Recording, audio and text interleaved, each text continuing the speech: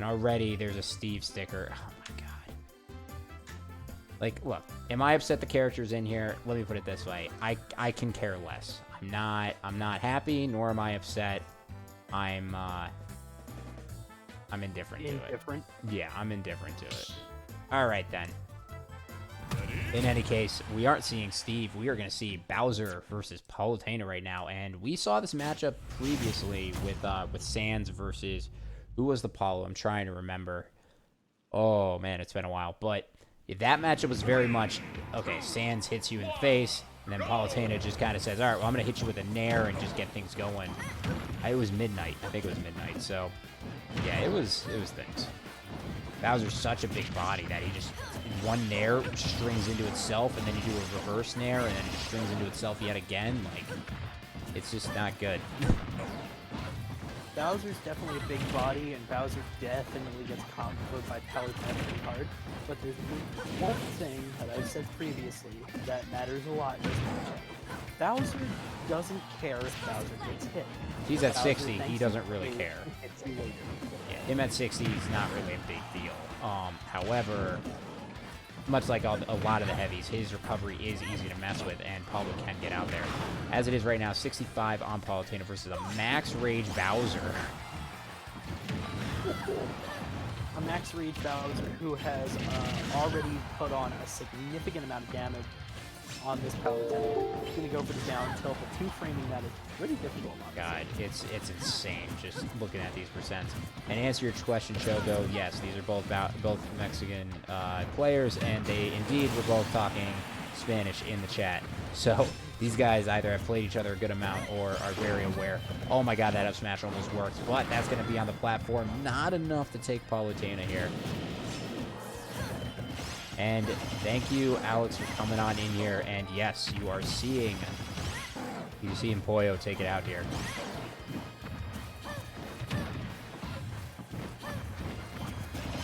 These players coming out here, and percents are climbing. Oh, Choco, well, thank you so much for the information. I don't keep up with what happens anymore. Like, Steve existing, that was already difficult for me to keep up with.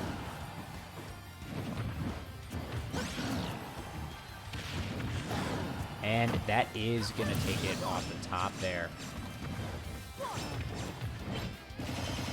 And there is the neutral air strings, the reverse neutral air. Somehow Bowser teching on the platform, and pop goes the Weasel. God, Bowser's got so much work to do here. Oh man, we got more travelers coming in here all to watch this intense set that we got going on. Absolutely. Pollo versus Bedgar. That's a good set. Welcome, Soul Hex, to the Jetstream. As it is, Pollo is at very, very high percents, and he's got a lot to do. We saw in that first stock it was pretty even, but once Bedgar got in front in the lead, it became very difficult.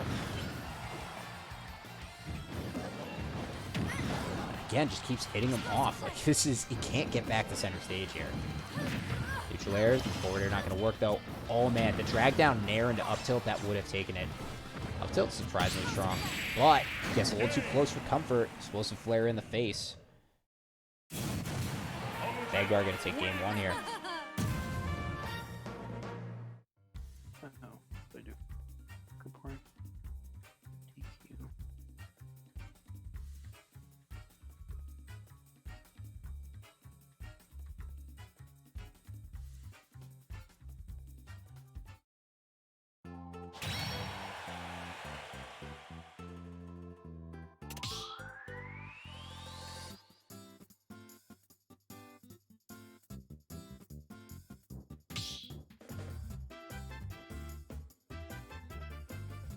Well, that made that happen. What I missed? So, game one going to make it to Bedgar. First stock, they were both kind of pacing at the same rate, but then once that first stock got taken away from Pollo, it became very, very hard for him to make it back. So, let's see what's going to happen here game two. From what it's looking like, we got some pretty solid Mexican players up here in the top 8 on the Jetstream, so good stuff we're seeing. Yeah, Mexico has a lot of really, really good players, and honestly, I'm really happy to get to watch them play in our tournament. It's just really nice to see, and I'm glad that, if anything, say what you will about Wi-Fi Smash, it's helped a lot of people in that would normally not get to play each other in certain areas of the world get to play each other, like being able to play against, being able to have people from the United States and Canada and Mexico and Barbados and like this just general North American area. It's super nice. It's super nice to be able to see all these guys play against each other when they normally wouldn't be able to. Well, like this, we are seeing a character switch here, and we are getting into a Game & Watch.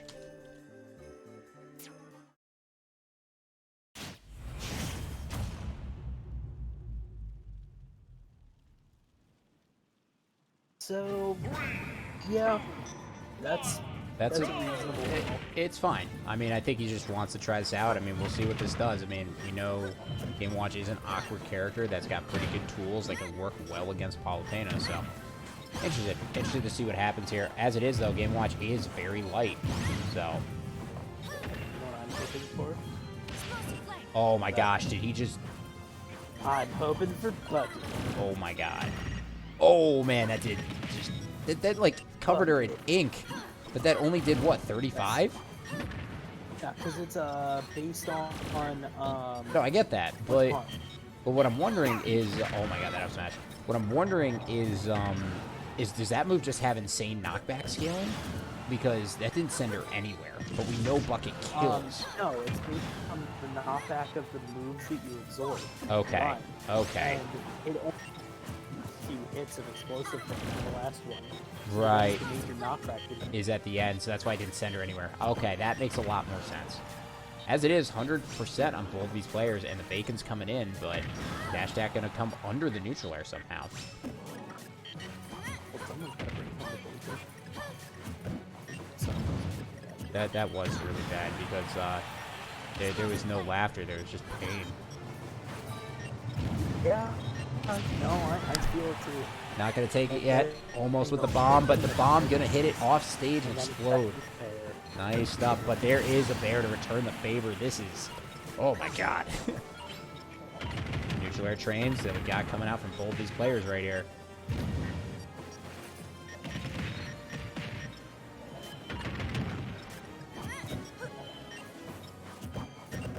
Yeah, watching Game & Watch play, every single time I just realize how odd of a character Game & Watch is. The way that this character physically functions, and the way that, like, the animations work, it's weird. It's funny, because in the beginning when this character came out, like, obviously they said, oh yeah, he's better than he is in Smash 4, and he was starting to make waves near the end of it. But at the same time, like, I don't think anyone expected him to become, like, this much of a threat in the game. Up air gonna take it there, and yeah, it's, I mean, granted, I don't think anyone also expected, like, Wario and Palutena and Olimar and Peach, like, well, Peach to some extent, but yeah, in the early time of this game, there was a lot of characters you're like, what the heck? There were a lot of times where I said, what the heck? This is one of those times. Right now, though, if Pollo can get rid of this Palutena rather sooner rather than later, this will work out in his favor. Game Watch being as light as he is, any damage he takes is just no bueno. Yeah, absolutely. And I think there it is, 62. What happened here is that Pollo really just needs to, like, shoot center stage. That's it for a little bit.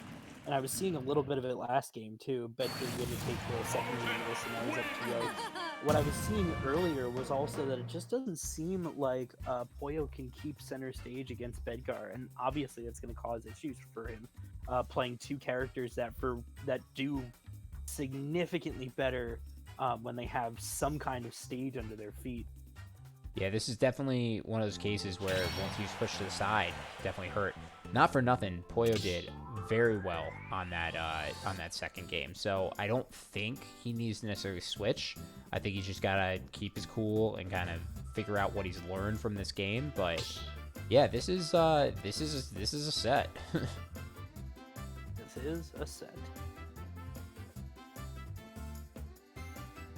Best of 5 one at that. It is not over yet. Nope, it's not over till it's over. And I'm looking here, Fizz and GoldenEye are 1-1. And Cheeto and Bloomy have officially started punching each other in the face. So, bracket is moving. It's moving.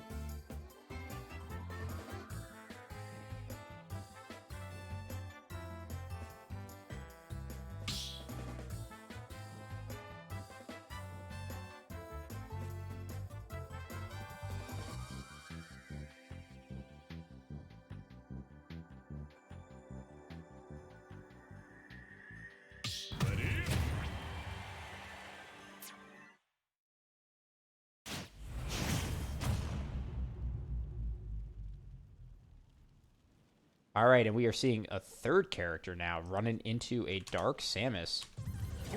Let's see how this goes. It's a little more confusing, if I'm being perfectly honest. I can't imagine why you would pull out a Dark Samus against Palutena unless it's like a really specific thing that he wants out of it, but I don't know what to do here, honestly.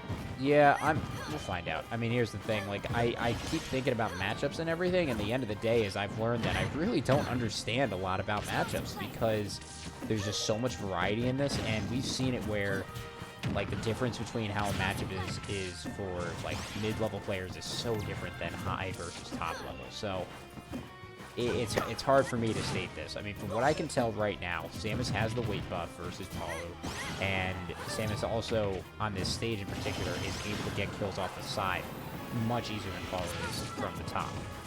However, I mean, Pollo's got a reflector if it's timed right. Like, just not good. Yeah, that's kind of my point. I'm just very confused as to this. Like, obviously, we haven't seen much of the reflector come out from. Yeah, it's a big Bedgar commitment to use it. But at the same time, it just seems very confusing to me because I feel like if I was Pollo, Waited the and whole of course I'm time. not Pollo, but I feel like if I was Pollo, I would try to do it with Bowser. Or that, or stick with the Game & Watch. I mean, those are both really close, but it's not over till it's over. I mean, the challenge that we see here is just, again, that one nair led into 50%. Like, that's... But we know this with Dark Samus, like, she will live for quite some time. Oh, man, and that Zair not going to work there through the shield. Here we go, 120. I mean, if Pollo can get this stock off relatively soon without taking too much more damage, he can then still bring this one back. But Pollo's got such good movement that any misstep that is done from you, she will punish. That up smash was punished. Those Zairs are getting punished, or the mistethers grabs are getting punished. Just gotta be super careful here. Yeah, that's just it. There are a lot of characters that their main thing is specifically to bait something out and then punish. Palutena doesn't even have to bait something. Palutena is just going to wait for you to make one small mistake and then punish it heavily. And looks like we're right here, and as it is though, percents are indeed climbing. Very good delay there coming out from Pollo. And up B out of shield is not going to take it. Kalos super high ceiling, but the ledge cancel going to get called out.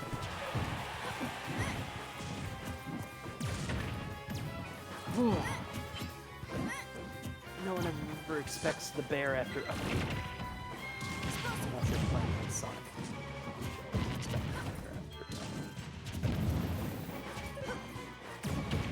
And like this, we are seeing the percents coming back. This is actually kind of what I was getting at before. If Pollo can keep his composure and get more percent, get more damage, here we go. This game is even yet again.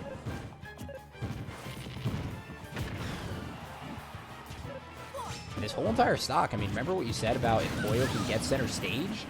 This is what happens when he gets center stage. He takes full control. Very clean bomb onto up smash there.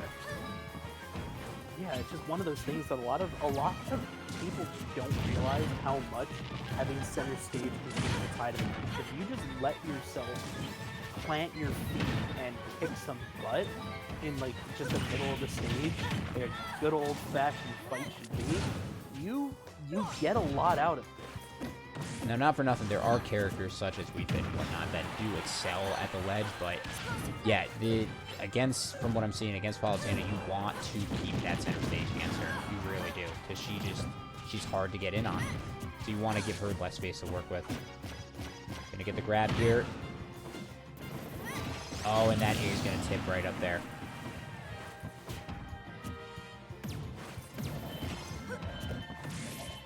As we're seeing here, Pollo is in the lead and can very well take this, but can't speak too soon. We've seen crazy comebacks all across at the Jetstream here. Yeah, absolutely. Crazier things have happened than reverse 3-0. And crazier things may happen here. But oh, that almost broke the shield. Can Pollo keep his composure? Oh, down air going to miss. Forward are going to send off, and this is an edge guard situation. You are in advantage if you're edge guarding. Forward air not going to do it. Up B not going to do it. Oh, good tech. Gotta get off that ledge. Rolled in. Oh my god. Oh my gosh.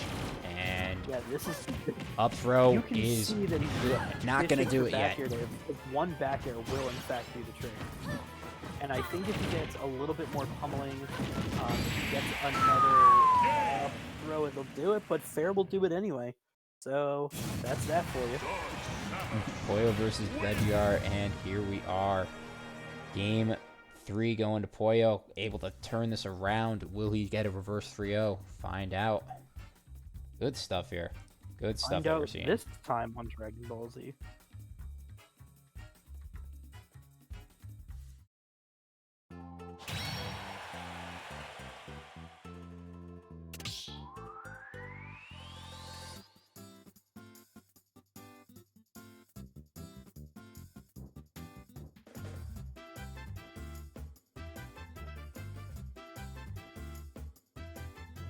All right, looking at our loser side, looks like Fizz is going to take it a 2-1 over GoldenEye, and he's going to go up against 7 Sage. Right now, Cheeto and Bloomy are 1-1. We got more travelers coming on in here to the Jetstream. Welcome. You are witnessing a crazy match that we're getting here. Bedgar versus Pollo, and this is Game 4. Thank you to everybody who gives a follow. Thank you everybody who watches this, and thanks to everybody here. Honestly, yeah, really. You guys are the reason the tournaments happen, because we want to have this beautiful environment for y'all, and you guys are the reason that we can make it happen in the first place. So thank you. As we get into this game 4, it's going to PS2 with the same character.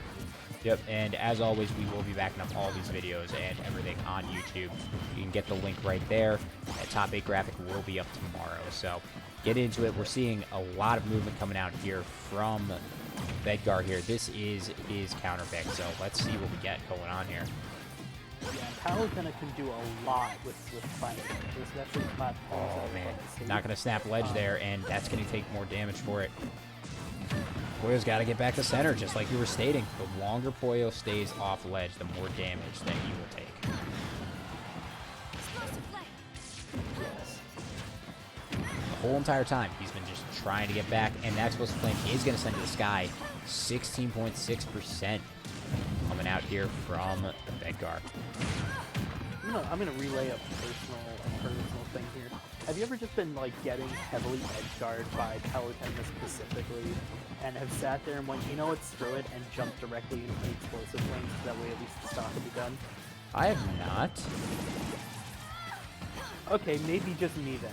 No, it's definitely not just you, but I have not done that. Usually what I do is somehow find a way to recover, which is very difficult to do. Gonna get that, but not gonna get any aggressive off that. 134 though. I mean, here's the thing: we saw how much Pollo struggled, but when Pollo gets the center stage and gets the control, can do a lot of damage. But this is where he's got to get back off from center, get back to center, get off the ledge, and get some damage in. Dash Attack gonna take it. 70% here. Still anyone's game right now.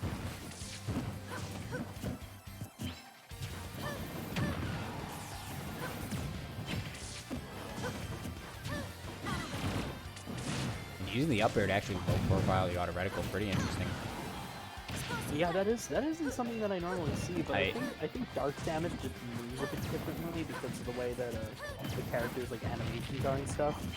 So it makes sense that Dark Samus would have some shenanigans that I'm not expecting. Oh, man, gonna get called, but I think a bomb came out in the middle of that. Those up air might not have been a true combo there to actually get something out. Oh, man, almost charge shotting into it, but down tilt, of all things, gonna kill? Oh, man.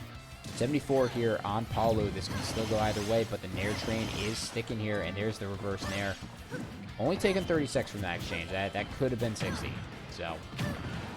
And there it is. And there it is, just by not getting back to neutral. This is rough.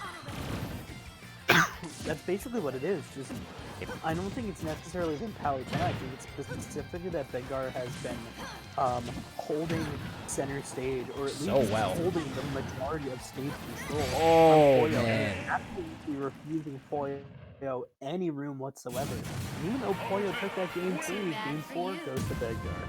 Yeah, that was just going really aggressive up there. Was starting to catch on the fact that Pollo was doing charges very high up to try to get some extra for the charge shot, and there it is, just gonna call it out and chase all the way up there. Good stuff. Gonna take it a 3-1 Bedgar over Pollo.